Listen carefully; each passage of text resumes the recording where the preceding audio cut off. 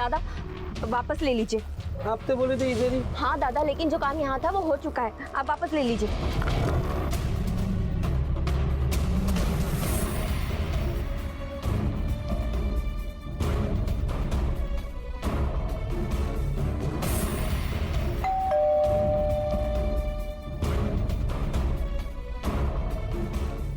जी, किससे मिलना है आपको?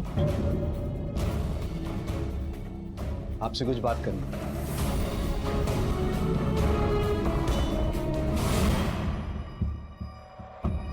इसे पहचानते हैं? सर ये अमृता है, हमारे यहाँ पेइंग गेस्ट थी। थी मतलब? सर, उसका चाल चलन ठीक नहीं था, इसलिए हमने निकाल दिया। घर पे रखने से पहले पता नहीं किया था कौन है, कहाँ से आई है? वैसे इतनी अनजान थी तो यहाँ तक पहुँची कैसे? सर, हमने पीजी के लिए पेपर में ऐड दिया था, उसे देखकर वो आई थी, और जब आई थी तब शरीफ लग रही थी, और वैसे भी चेहरा देखकर थोड़ी ना पता चलता है कि उसका कैरेक्टर कैसा है। घर देख के तो लग रहा है आप लोग भी पढ़े लिखे हैं, पर क्या इतना नहीं पता किसी अनजान को घर पे रखते तो पुलिस को खबर करते हैं? वैसे अखबार में जो इश्तिहार दिया था वो देख सकता हूँ?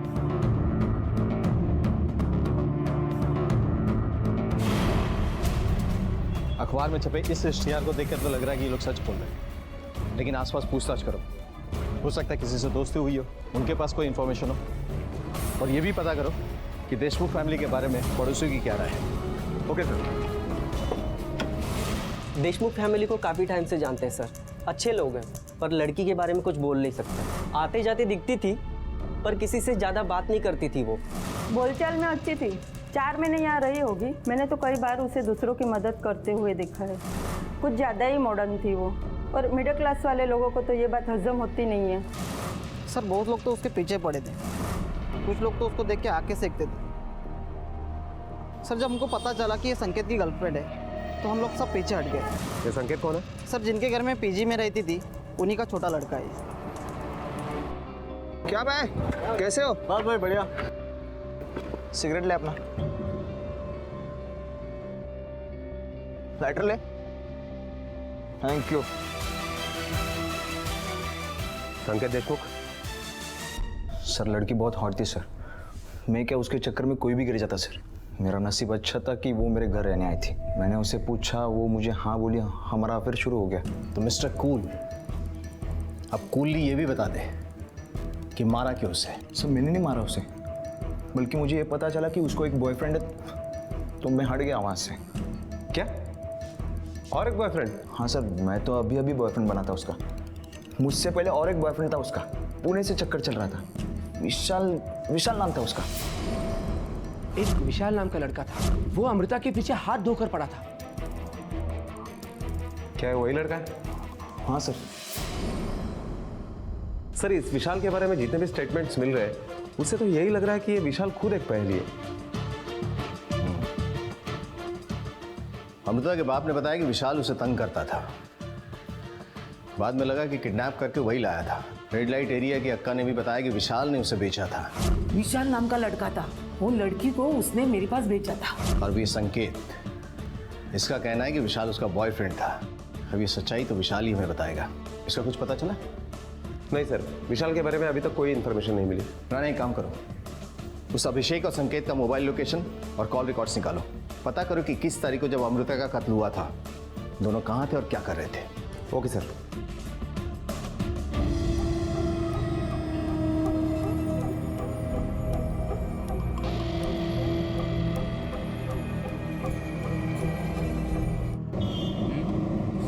सर अभिषेक और संकेत के कॉल रिकॉर्ड्स आ गए, लेकिन उससे हमारे हाथ कुछ नहीं लगा, क्योंकि 21 तारीख को जिस वक्त अमृता का कत्ल हुआ उस वक्त सांता क्रूज हाईवे तो क्या उसके आसपास भी ये दोनों नहीं थे। सर अमोली पुलिस स्टेशन से फोन आया है, विशाल उनके लॉकअप में बंद है। यही है? यस सर, यही है विशाल। कब से बंद है यहाँ? 1 मिनट सर 18 नवंबर से। श्योर? Yes sir. किस जुर्म में? बार में दारू पी के मारपीट कर रहा था और काफ़ी तोड़फोड़ भी की। साहब मैं शादी बनाना चाहता था उससे, पर वो ना की मेरे को। फिर भी मैं ट्राई किया, फिर बाद में पता चला कि सुसाइड की वो। फिर मैं एक बार मुंबई आया तो देखी वो मेरे को पूरा खुन्नस निकाला उस पर, सोया उसके साथ, फिर जाके उसको वो अक्का के उधर बेच दिया। तेरी बाप की प्रॉपर्टी थी वो जो तूने उसे बेच दिया? खुन्नस में उसके साथ सोया, बेचा, इतना ही नहीं तूने उसे मार भी दिया। नहीं साहब, मैं उसको नहीं मारा, मैं सच कह रहा हूँ साहब। तूने नहीं मारा तो किसने मारा? तेरे अलावा भी किसी के साथ अफेयर था उसका? किसी के साथ झगड़ा हुआ था उसका? साहब ये सब कुछ मेरे को नहीं मालूम, मैं तो अपना काम किया और निकल लिया साहब। तुमने जितनी बात हमें बोली है, एक भी झूठी निकली ना तो सोच भी नहीं सकता तेरे साथ क्या होगा। अरे साहब मैं झूठ काहे को बोलूंगा साहब, पहला इधर पड़ा हुआ हूँ, इधर से और किधर जाऊंगा मैं? अब तेरे ऊपर ह्यूमन ट्रैफिकिंग का केस लगेगा, तब तेरे को समझ में आएगा तू कहां जाएगा। पुलिस रिकॉर्ड के मुताबिक विशाली 18 नवंबर से बंद है, तो ये तो पॉसिबल ही नहीं है कि उसने खून किया होगा। अभिषेक और संकेत के खिलाफ भी हमारे पास कोई सबूत नहीं है। अगर ये तीनों नहीं है जिसने अमृता को मारा, तो वो कौन है? उसने क्यों मारा उसे?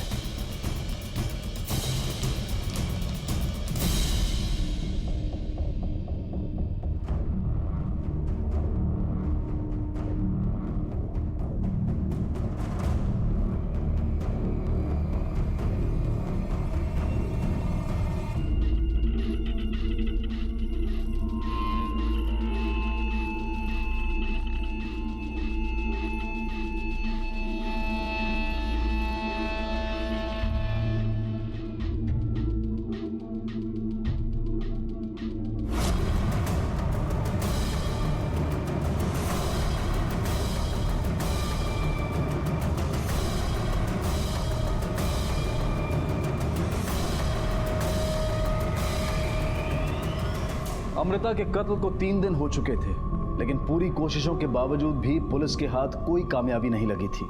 और दूसरी तरफ वो बच्चा अधमरी हालत में भी मौत से लड़ रहा था। आखिर उस बच्चे का अमृता से कोई संबंध था भी या नहीं? और इस पूर्वा का सच क्या था जिसे अमृता की मौत ने इतना बेचैन कर दिया था कि वो अपने आप को घाव पर घाव दिए जा रही थी? और इन्हीं सवालों के बीच पुलिस को एक नई जानकारी मिली। साहब आपके कहने पर गुलमोहर सोसाइटी का एक एक इंच झाड़ी मारा। एक काम वाली भाई है, उसके पास आपके काम का पूरा इंफॉर्मेशन मिलेगा।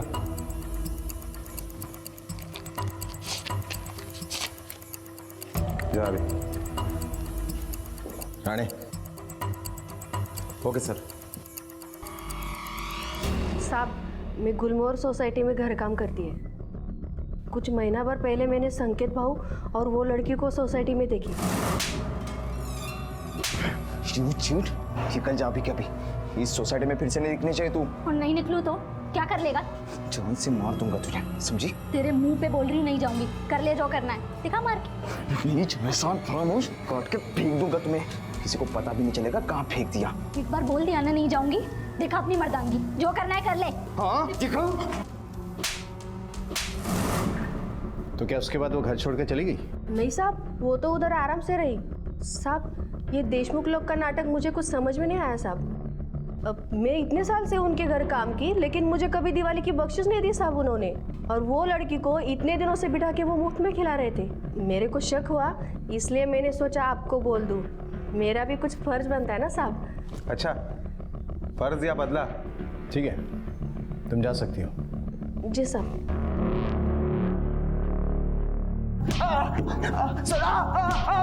सर रुको ना सर। सच बता। सर हमारा झगड़ा हुआ था, लेकिन उसकी वजह उसका बॉयफ्रेंड नहीं था सर। तो कौन था?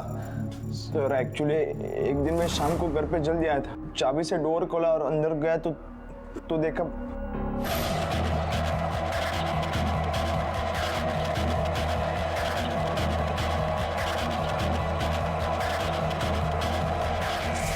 धोखे और जलेसी की वजह से तूने उसे मार दिया। सर मैंने उसे मारा नहीं, लेकिन मौका मिलता ना तो उसे जरूर मार देता। तेरा झगड़ा तेरी भाई की वजह से हुआ था ना? फिर उस दिन विशाल का नाम क्यों लिया? क्यों बोला कि वो उसका बॉयफ्रेंड है?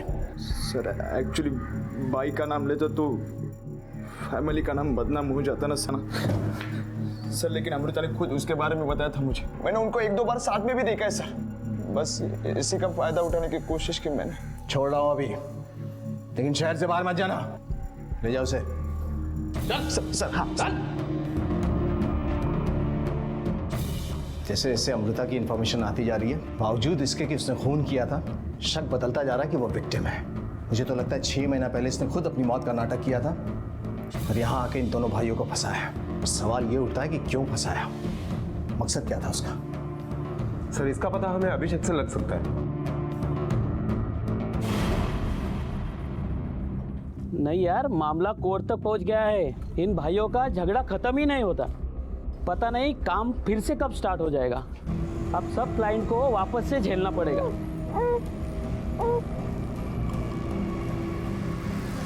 झूठ बोलना बंद करा, वरना अगर हम बुलवाने पे उतर हो गए ना तो बहुत भारी पड़ेगा। बोल।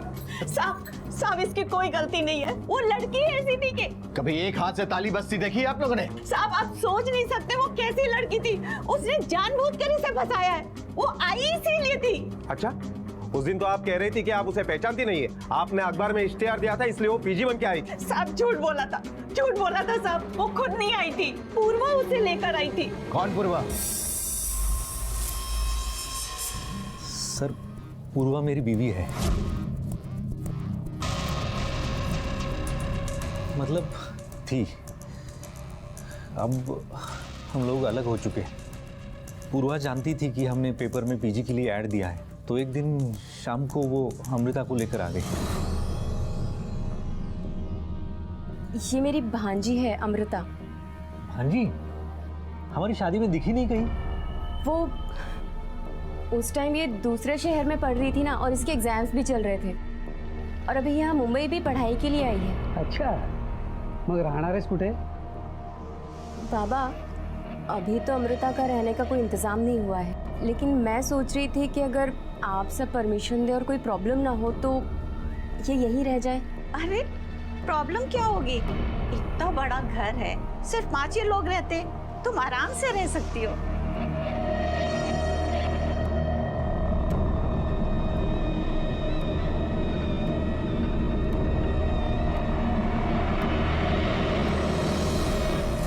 बहू की रिश्तेदार है, ये सोचकर हमने उसकी मदद की, घर में रख लिया, पर उसने तो हमारा घर ही बर्बाद कर दिया। मेरे दोनों बेटों की जिंदगी खराब कर दी। आपने पूर्वा से कभी बात नहीं की? उससे क्या बात कर रही सर? वो खुद ही बाहर कुछ और ही गुल खिला रही थी। आपको कैसे पता कि पूर्वा का बाहर अफेयर चल रहा है? सर, वो इतनी बेशर्म थी कि पति के घर पे होते हुए भी उसका बॉयफ्रेंड उसको दिन रात फोन करता था।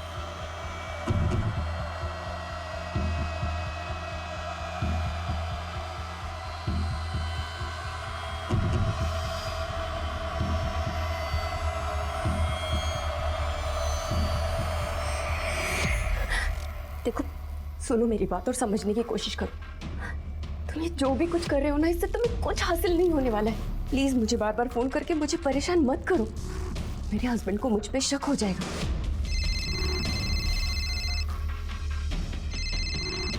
Hello hello hello.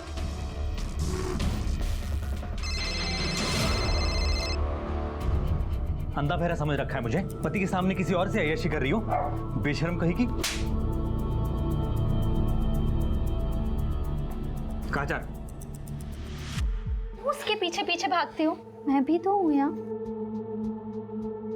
वो तुम्हारी परवाह नहीं करती तो क्या हुआ?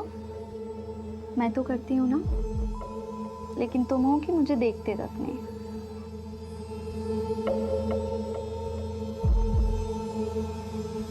आपको पता था किससे बात करती थी वो? सर, एक विशाल नाम का आदमी था।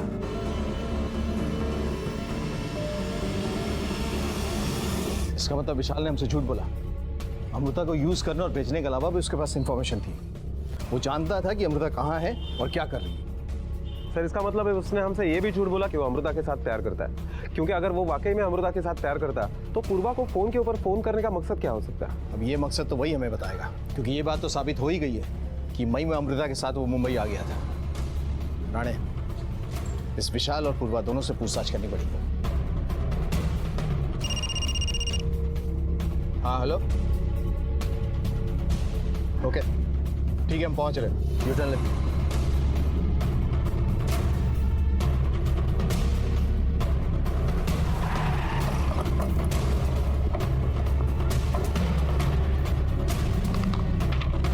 सर, ये बच्चा 8 दिन पहले कांदोली के सीबीएसई स्कूल से किडनैप हुआ है और इस केस के लिए पुलिस को एक लड़की की तलाश है और ये रहा वो लड़की का स्केच। और सर ये स्केच अमृता के चेहरे से मैच करता है। सर लेकिन अमृता किसी बच्चे को किडनैप क्यों करेगी?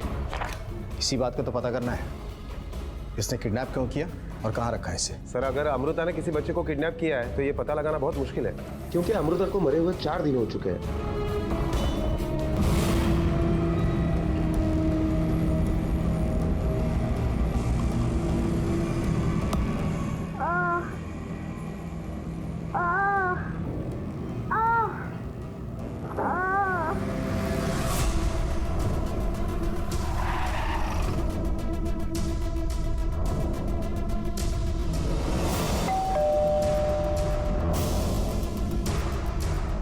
जी कहिए। पूर्वा है, बात करनी है उससे। जी वो आई कौन है? पहचानती हो इसे? हाँ कौन है ये? मेरी भांजी अमृता। पर इसकी माँ का कहना तो कुछ और है। सर पूर्वा नाम की मेरी कोई बहन नहीं है। हाँ अमृता की एक प्रोफेसर का नाम पूर्वा जरूर है। अब भी झूठ बोलने का इरादा है? सर एक्चुअली अमृता मेरी स्टूडेंट थी, लेकिन अगर उसकी ये पहचान मैं अपने ससुराल वालों को बताती तो वो लोग उसे वहाँ रहने नहीं देते, बस इसलिए मैंने झूठ बोला। तुम्हें पता था पूना से मुंबई वो अपनी मौत का नाटक करके आई थी? हाँ साहब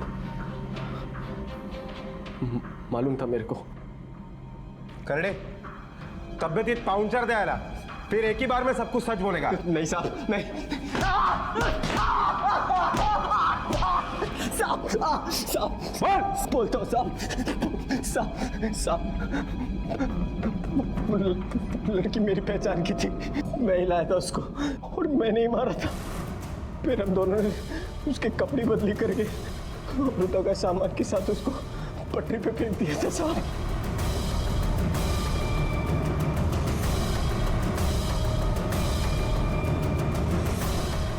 फिर हम दोनों साथ में इधर मुंबई आके साहब। ये सारा प्लान किसका था? वही तो बनाई थी साहब, मैं तो बस उसका साथ दे रहा था। लेकिन अमृता मुंबई क्यों आना चाहती थी? आना नहीं सर, वहाँ से भागना चाहती थी। अमृता का बाप बहुत ही नीच आदमी है, अपनी बेटी के साथ बलात्कार करता था, इसीलिए वहाँ से भाग जाना चाहती थी। इंस्पेक्टर वागले, मिसेस प्रधान से एक इंफॉर्मेशन कंफर्म करो कि वो लड़की अगर अमृता से प्यार करता था तो पूर्वा का प्रेमी बनके उसे फोन क्यों करता था? अमृता को पूर्वा का घर तोड़ना था, क्यों तोड़ना था ये वो मेरे को भी नहीं बताई। बस बोली अगर मैं उसका घर तोड़ा तो वो मेरे से शादी बनाएगी। मैं उसकी बात में आ गया साहब, और वो जो बोली वो किया। उसने तुम्हारा घर तोड़ा, तुम्हारा पति छीना और इस बात का बदला लेने के लिए तुमने उसे मार दिया। नहीं सर,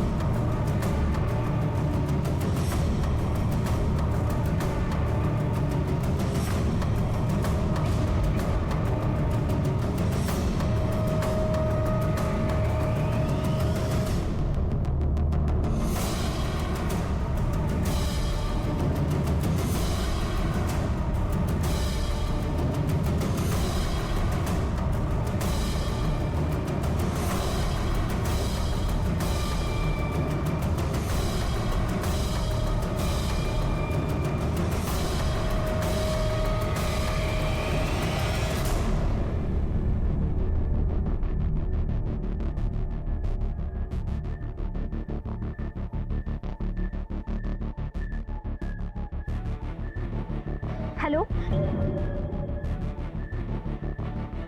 सर मैं शिवाजी नगर स्टेशन के बाहर से बोल रही हूँ सर। यहाँ पे रेल की पटरी पे एक लड़की आत्महत्या करने आई है सर। आप प्लीज़ सर जल्दी आ जाइए सर आप।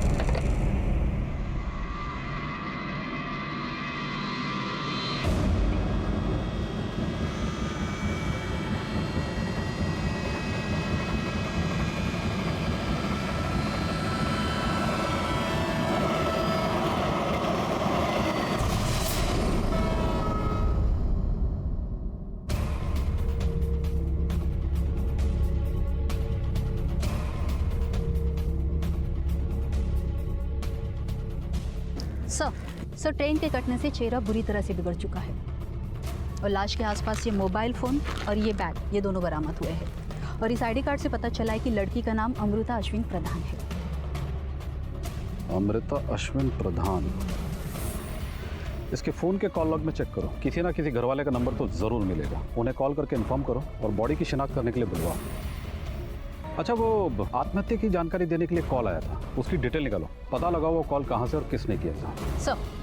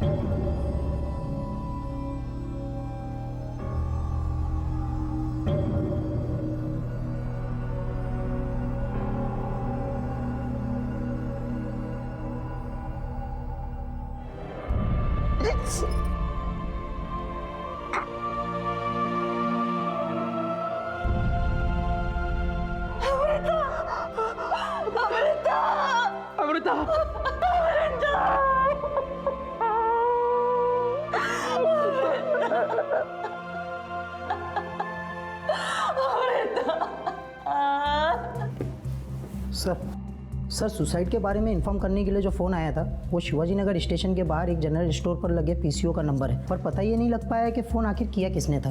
ठीक है, तुम जाओ। Okay sir.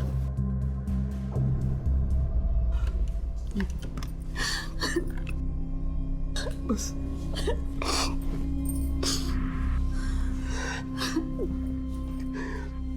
साहेब, ती आमच्या अमृताच आहे, पर उसने अपनी जान क्यों ली ये समझ में नहीं आ रहा। उसने अपनी जान नहीं ली, आपकी सत्य ने उसकी जान ली। हमेशा उसके पीछे पड़े रहते थे, पढ़ो लिखो आगे बढ़ो, लो खुश हो जाओ। चले गए हम सबको छोड़कर, ले ली उसने अपनी जान। साहब मला सांगा, बच्चों की भलाई के लिए बोलना गुनाह है क्या? कोई माँ बाप अपने बच्चों की फिक्र नहीं कर सकते क्या? इसका मतलब ये थोड़ी कि जाके जाओ।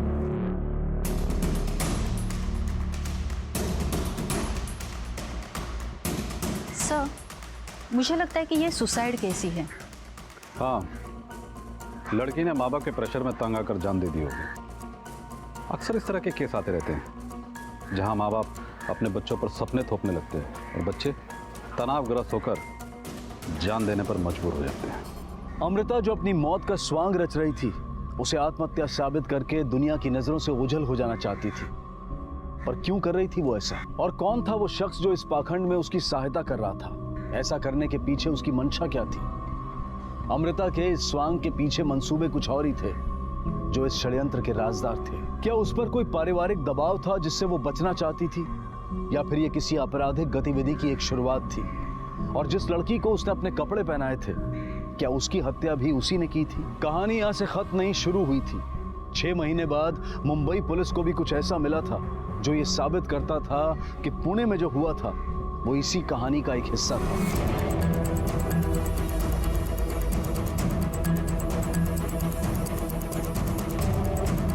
साहेब ही पायावर जाते, तिकडेच बॉडी सापडल्या।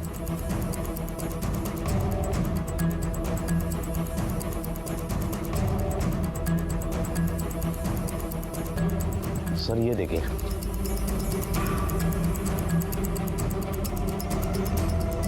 पाटिल मैडम,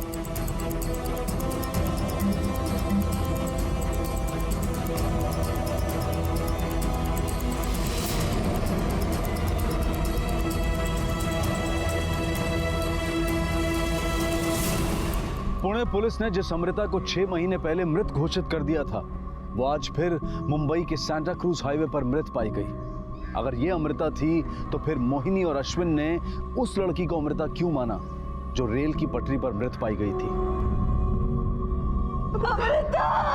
माँ बाप से अपनी बेटी को पहचानने में क्यों और कैसे भूल हुई? और चूंकि मुंबई पुलिस के पास इस लड़की की कोई पहचान नहीं थी, इसलिए तहकीकात का एक नया अध्याय शुरू हुआ। अमृता ने अपनी मौत का ये नाटक क्यों खेला और कौन थी वो लड़की जिसे पुणे में अमृता ने अपनी पहचान दी थी? और आखिर इन 6 महीनों में ऐसा क्या घटा कि जिससे आज अमृता खुद एक लाश बन चुकी थी? सर, उस लड़की की पोस्टमार्टम रिपोर्ट आ गई है। उसका मर्डर आज सुबह 8:30 से 10:30 के बीच में हुआ है। पेट पर 3-4 बार चाकू से वार किया गया है। पता चला कौन ही है? किसी ने पहचाना उसे? नहीं सर, जहाँ पर लाश मिली उस एरिया में हमने पूछताछ की, लेकिन इस लड़की को कोई नहीं जानता। यहाँ तक कि इस लड़की को पहले उस एरिया में कभी नहीं देखा गया। इसका मतलब ये बाहर की एरिया की है, वरना ऐसे सुनसान रास्ते पे क्या करती? रानी, काम करो, इसकी तस्वीर सारे पुलिस स्टेशन में भिजवा दो और सारे अखबारों में भी छपवा दो। कोई ना कोई तो मिलेगा उसे पहचानने वाला। Okay sir.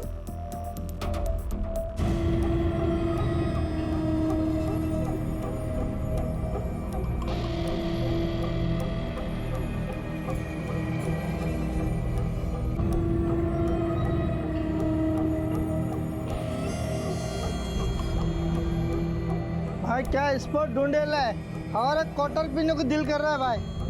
अरे और एक क्वार्टर पिएगा तो तेरी बीबी तेरे को चप्पल से मारेगी। अरे सर भाई, तूने मुझे आवाज सुनी क्या? अरे चूहा होगा। नहीं भाई, मैं देख कर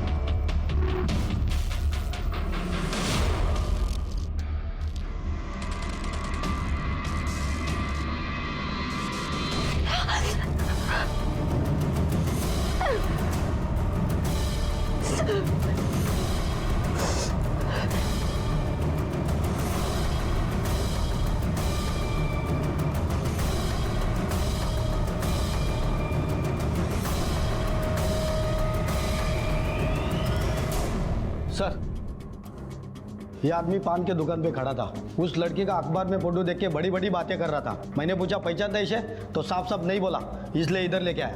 तो बोलेगा या हम उगलवाए? अरे नहीं साहब, अपन तभी बोला था और अभी भी बोलता है। अपन खाली 1-2 बार देखा था उसको, अपन पहचानता नहीं है उसको साहब। तो बताना कहाँ देखा था उसे? साहब वो बैंड्रा का वो रेड लाइट एरिया में देखा था साहब। साहब उधर ही धंधा करती है वो।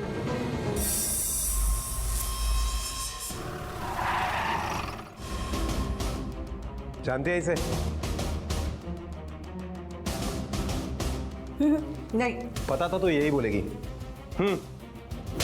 बाहर जो तेरी 4 लड़कियां खड़ी है ना, उन्होंने पहचाना है इसे। अब ये मत बोल कि ये लड़की तेरे पास काम करती थी और तुझे पता भी नहीं। हाँ, 3 दिन थी इधर। अमृता नाम था लड़की का। बहुत कोशिश की काम पे लगाने की, लेकिन भाग गई। मेरा सब पैसा पानी में चला गया। मतलब 17 तारीख को 50,000 देके मैंने उसको खरीदा था। सूरत अच्छी थी, सोच लिया अच्छा कमाएगी, लेकिन बुद्धल भी नहीं मिली और वो भाग गई। और तुझे इतना गुस्सा आया कि तूने उसे मार दिया, वो भी इतने बेरहमी से? नहीं साहब, मारना वरना हम लोग काम नहीं करते। हमने उसे बहुत ढूंढा, लेकिन कहीं नहीं मिली। सब मेरा पैसा नल्ली खाते में चला गया। कितनी तारीख को भागी थी यहाँ से? 20 तारीख को। सर, जिस लड़की का मर्डर हुआ है उसका नाम अमृता था और 17 नवंबर से 20 नवंबर की रात तक वो चकले में थी। उसके बाद वो वहां से भाग गई। फिर वो कहाँ गए किसी को कुछ नहीं पता।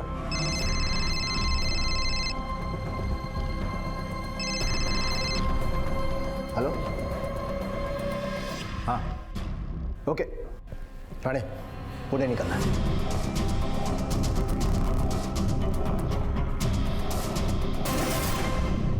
साहब मुंबईमध्ये आमचे काही नातेवाईक राहतात. उन्होंने पेपर में फोटो देखा और हमें इन्फॉर्म किया. पहले तो हमारा विश्वास नहीं हुआ, लेकिन जब फोटो देखा तो. लेकिन आपका तो कहना था कि अमृता 6 महीना पहले मर चुकी है. तेज तो समझत नहीं है साहब. कल जो मरी, अगर वो मेरी बेटी है तो 6 महीने पहले जिसका दाह संस्कार मैंने किया वो कौन थी? और अगर ये अमृता है तो वो 6 महीने से कहाँ थी? ना वो मिलने आई, ना उसने फोन किया. आपकी बेटी का किसी के साथ अफेयर वगैरह था? नहीं सर, मेरी बच्ची बहुत सीधी थी. अगर उसका किसी से अफेयर होता ना तो वो मुझे जरूर बताती. किसी के साथ कोई झगड़ा, कोई दुश्मनी? झगड़ा, दुश्मन साहब, एक विशाल नाम का लड़का था. वो अमृता के पीछे हाथ धोकर पड़ा था. उसे बहुत परेशान करता था. एक दिन तो मैंने खुद उसे रंगे हाथों पकड़ा था.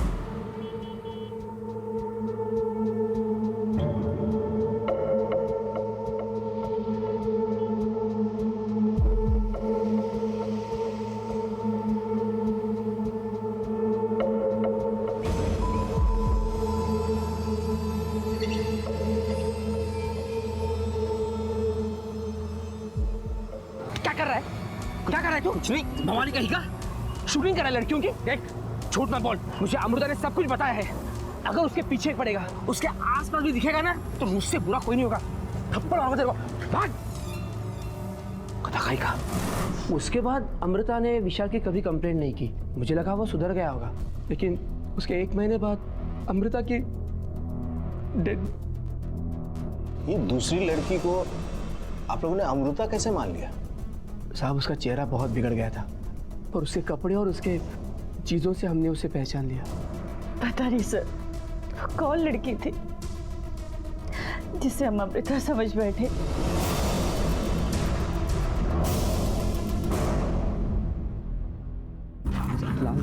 एक बार मुझे डर लग रहा है. कोई नहीं आता यहाँ पे. कोई नहीं आता यार, वीडियो काम चल रहा है. कोई नहीं आता. एक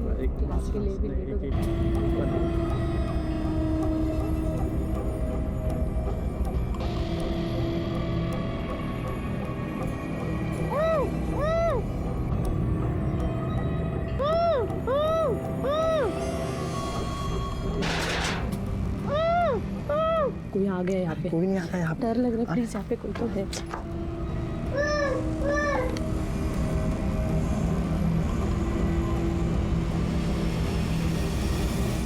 अमृता के पिता अश्विन के मुताबिक विशाल नाम का लड़का उसे तंग कर रहा था. और रेड लाइट एरिया की अक्का ने भी बताया था कि हाँ साहब, विशाल नाम का लड़का था. वो लड़की को उसने मेरे पास भेजा था. सर, 6 महीने पहले विशाल ने अमृता को प्रपोज किया. अमृता ने मना कर दिया और इसीलिए बदला लेने के लिए विशाल ने अमृता को किडनैप किया और बाद में अक्का को जाकर भेज दिया. राणे, अमृता अक्का को 17 नवंबर को बेची गई थी. सवाल ये उठता है कि 17 मई से 17 नवंबर तक वो कहाँ थी?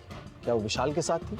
विशाल उसे यूज कर रहा था, या वो मुंबई अपनी मर्जी से आ गई थी और बाद में जब विशाल पुणे से मुंबई आया तो उसकी नजर उस पर पड़ी? लेकिन दोनों ही सूरत में इस विशाल तक पहुंचना हमारा बहुत जरूरी है, क्योंकि फिलहाल यही वो एक कड़ी है जो इस केस की छानबीन को आगे बढ़ा सकती है. पुलिस की तमाम कोशिशों के बावजूद भी विशाल के अलावा उनके पास और कोई नहीं था जो इस केस को दिशा दे पाए. इसलिए पुलिस ने विशाल को ढूंढने में दिन रात एक कर दिया. अमृता के कॉलेज के दोस्तों ने पुलिस को यह जानकारी दी कि विशाल कॉलेज की सामने वाली चाय की दुकान पर खड़े होकर अक्सर अमृता को छेड़ता था. पुलिस को चाय की दुकान से विशाल के घर का पता मिला और बिना देर किए पुलिस उस चौल में पहुंची जहां विशाल रहता था.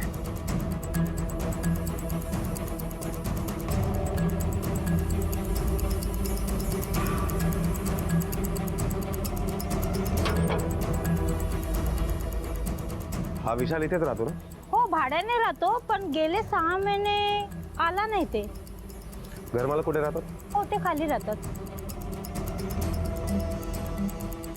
पुणे की चौल को छोड़े हुए विशाल को 6 महीने हो चुके थे और मुंबई में उसे ढूंढना घास के ढेर में से सुई ढूंढने के बराबर था. पर विशाल के एक मकान मालिक के रेंट एग्रीमेंट में से मिली एक फोटो को पुलिस ने सर्कुलेट कर दिया था.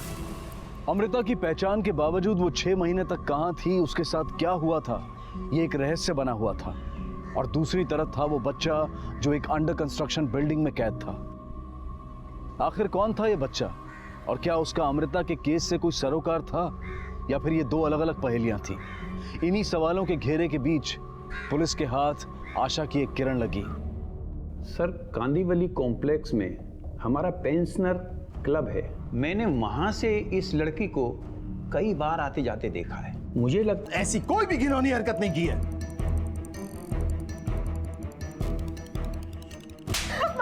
मेरे बेटे को मत मारो, छोड़ दीजिए। तो ठीक है, आप दोनों डिसाइड करें कि सच कौन बोलेगा। सर, अमृता और मेरी उम्र में ज़्यादा फर्क नहीं था। स्टूडेंट टीचर के बाद हम दोनों दोस्त हुए। उसके बाद हम बिस्तर, हम दोनों के बीच नाजायज संबंध थे सर।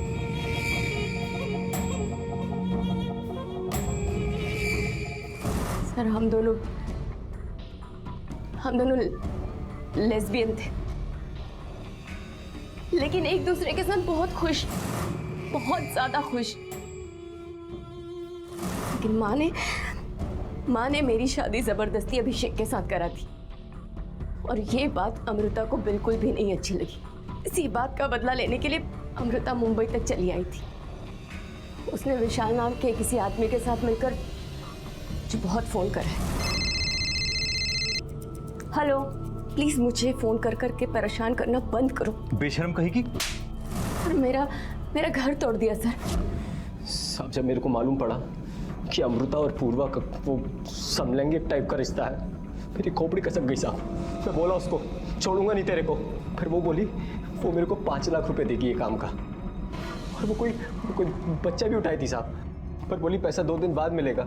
मेरे को भरोसा नहीं हुआ साहब, इसलिए मैं 17 तारीख को उसको बेहोश करके आका के उधर बेच आया। उसके बाद उसका क्या हुआ मालूम नहीं, पर मैं सच कह रहा हूँ साहब, मैं अमृता को नहीं मारा साहब। अगर अमृता ने और मैंने वो एक गलत कदम नहीं उठाया होता तो आज हम सब लोग खुश होते और अमृता भी जिंदा होती। मैंने अपने आप को सजा देने की बहुत कोशिश की सर, मगर हार गई।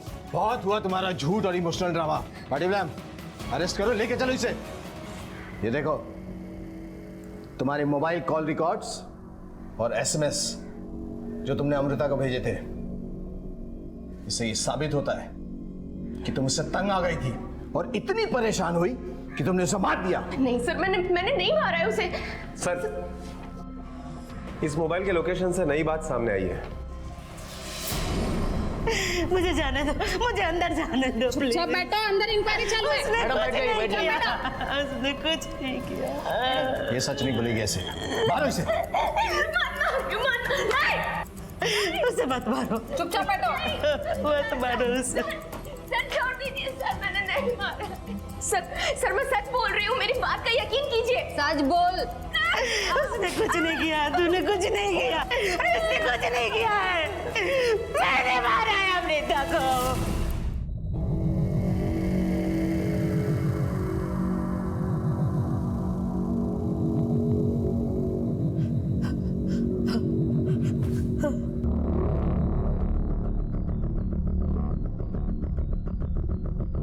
आइए संगीता जी, हमने पूर्वा को मारने का नाटक सिर्फ इसलिए किया कि आप सच बोले। 21 नवंबर सांता क्रूज हाईवे जिस वक्त अमृता का कत्ल हुआ, उस वक्त सिर्फ आपका मोबाइल लोकेशन वहां का दिखा रहा है। 21 नवंबर की सुबह अमृता हमारे घर आई थी, डरी थकी सहमी हुई सी। उसे देखकर मुझे तरस नहीं आया। आंटी, पूर्वा किधर है? पूर्वा जहाँ भी है उसे वहाँ रहने दो और अपनी मनुष्य शक्ल लेकर यहाँ से निकल जाओ। उसका घर तोड़ चुकी है, उसकी जिंदगी बर्बाद कर चुकी है। अब और क्या चाहिए तुझे? जाओ, निकल जाओ यहाँ से, दफा हो जाए यहाँ से। खबरदार मेरी बेटी के आसपास भी दिखी भी तो जाओ, दफा जा। 1 मिनट प्लीज, 1 मिनट। अमृता चली तो गई, पर मुझे उस पर भरोसा नहीं था कि वो मेरी पूर्वा को नुकसान नहीं पहुंचाएगी। मैं जानती थी वो बहुत जिद्दी है, इसलिए मैंने तय किया कि वो पूर्वा की जिंदगी दोबारा बर्बाद करे, इसके पहले ही मैं उसे खत्म कर दूंगी। मैंने उसका पीछा किया। वो अचानक सांता क्रूज हाईवे पे ऑटो से उतरकर सुनसान गली में जाने लगी। मैंने उसके पीछे पीछे गई और मौका मिलते ही मैंने उसे मार दिया।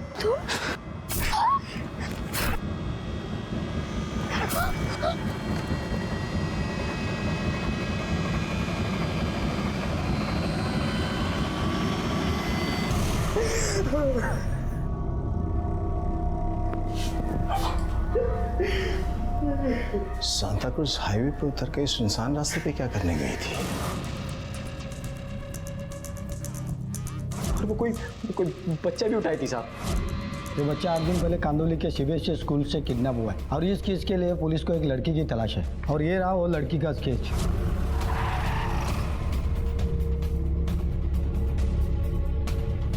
राणे, मर्डर स्पॉट के आसपास की सारी जगह छान मारो, बच्चा यहीं मिलना चाहिए। चलो।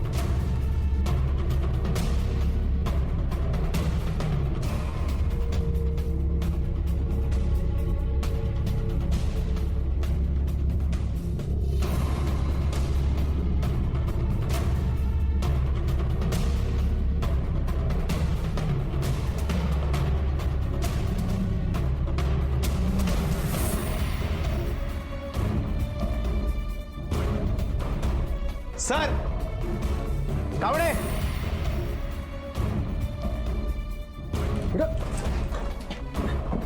खोलो खोलो। आखिरकार पुलिस ने उस बच्चे को ढूंढ निकाला।